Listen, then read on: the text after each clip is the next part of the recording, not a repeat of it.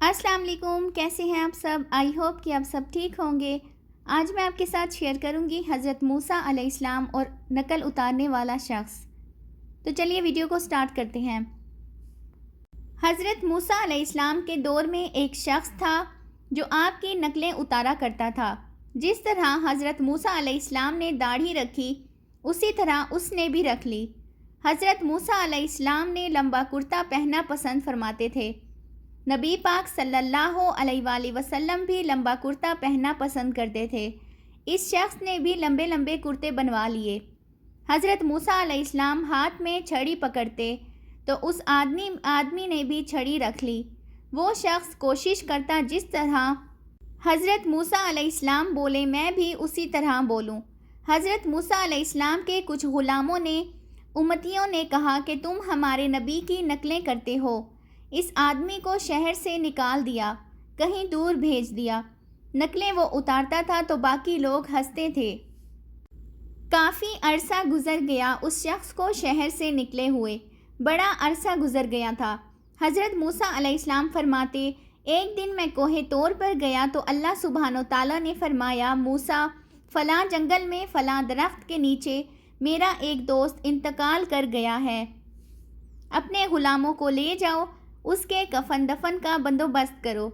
حضرت موسیٰ علیہ السلام گئے، اس شخص کا جب چہرہ دیکھا تو فوراً پہچان دیا، کہا یہ تو وہی ہے جو نقلیں اتارا کرتا تھا، یہ تو وہی بندہ ہے۔ جیسے حضرت موسیٰ علیہ السلام کو اللہ نے کہا انہوں نے ویسا ہی کر دیا۔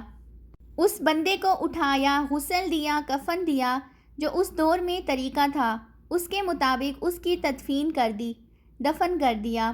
کچھ دنوں بعد حضرت موسیٰ علیہ السلام کوہ طور پر اللہ سے ہم کلام ہونے گئے تو پوچھا اے مالک تو بے نیاز ہے، پوچھ تو نہیں سکتا، پر یہ شخص تو نقلیں اتارا کرتا تھا۔ میرے لوگوں نے بھی اسی لیے نکالا تھا کہ یہ نقل اتارتا تھا، اور باقی لوگ دیکھ کر ہنستے تھے۔